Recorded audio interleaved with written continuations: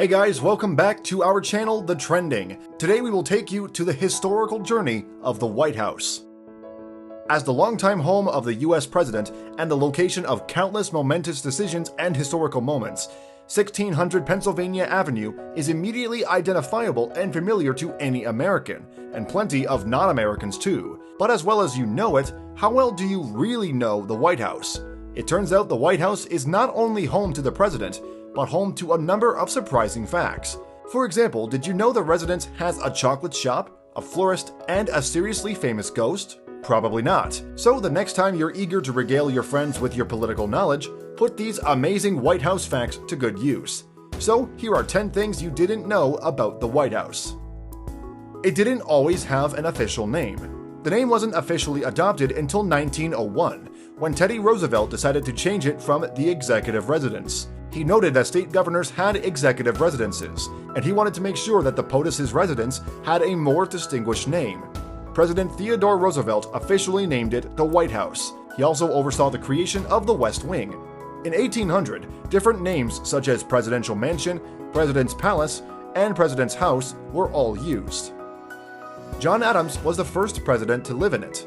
Though George Washington was responsible for commissioning the construction of the White House, choosing the site, and approving its design, he never actually lived there. That honor went to President number 2, John Adams. Washington's term ended in 1797, 3 years before the White House was completed in 1800. He died in 1799, meaning he never even set foot in the completed building. He is the only US president to have not lived in the White House. The president and the first family have to pay for their own meals.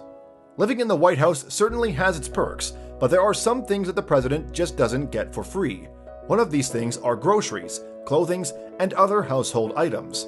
That's right, the taxpayer does not foot the bill for the president and the first family's food. They must pay that out of their own pocket. At the end of each month, they are billed on what they have eaten. They must also pay for private parties themselves out of their own salary. For example, for Michelle Obama's 50th party, Obama personally paid for the food and drink, waiters, servers, and the cleanup crew. One president nearly fell through the ceiling. President Harry Truman was taking a bath one day when the tub nearly crashed through the ceiling. Had it gone through, it would have crushed a 1,200-pound chandelier and probably injured the president. It was a wake-up call for Truman, and in 1949, he ordered the crumbling White House to get a renovation. It ended up costing a whopping $54 million. In 1948, architectural and engineering investigations said that it was unsafe to live in. As such, Truman, his family, and the entire resident staff were relocated across the street. It did not have running water until 1833. Nowadays, we take for granted the fact that we have running water in our houses. One might have thought that running water would have been installed into the White House from the get-go. However, it wasn't until 1833 that the White House got its first bathing house and running water. But weirdly, it wasn't until 1853, 20 years later, that the presidential family members were granted the right to running water. A central heating system was installed in the White House in 1837, when many people still warmed themselves with a log or coal fire. Gas lighting was installed in the White House in 1948 and replaced candles and oil lamps. It takes a lot of paint to keep it white. The White House doesn't obviously stay white on its own. It needs regular coats of paint to keep the house its signature color. In order for it to be repainted, it takes around 570 gallons of paint. We can only imagine the amount of man-hours that are put in too. If you want to know just exactly which color of white is used, the paint is called Whisper White and is made by DIDNT. The documentary series Monarchy, The Royal Family at Work, shows the White House preparing for the Queen's visit with a touch-up of DIDNT exterior alkyd oil gloss labeled Whisper 248. The White House still costs the taxpayers a lot of money. For the budget that ended on September 30th, 2014, Congress gave the White House $19,000 to pay for official receptions. They gave a little more, $12.7 million, to cover operating expenses for the residents. Altogether, though, the cost to taxpayers associated with running the White House is still about $1.4 billion per year. These costs include staffing, travel, and security. If you compare this to the royal family of England, they only get £31 million per year. This is to fund royal duties, pay the staff, and maintain the palaces, a lot less than $1.4 billion. The White House needs a bigger fence.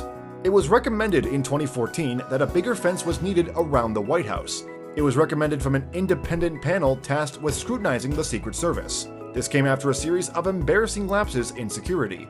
A knife-wielding Iraq War veteran made it into the executive mansion after climbing the fence. It surrounds the entire 18-acre perimeter of the White House grounds. Looks like Donald Trump needs that wall after all. One president didn't like living there. With all of these to do and all the luxury it affords, how could anybody hate living in the White House? Well, President Nixon famously began to talk to the portraits during his final drunken days. President Truman also had his own issues with the place. On several occasions, Truman was quoted as saying some horrible stuff about his home. He said that the White House was both the Great White Jail and a glamorous prison. We would quite happily take up the opportunity to live there any day. Before we get to our number one, like this video and subscribe to our channel for more videos like this one. And finally, the bathtubs used to be made out of tin. The White House might be known for luxury, but it wasn't always that way. In 1814, President Madison had to bathe in a tub made of tin. He had the bath painted green and lined with a soft linen. This is so that his skin could be protected from the steaming hot tin. James Madison was a founding father who served as the 4th President of the United States from 1809 to 1817. He is known as the Father of the Constitution because of his role in drafting and promoting the United States Constitution and the Bill of Rights.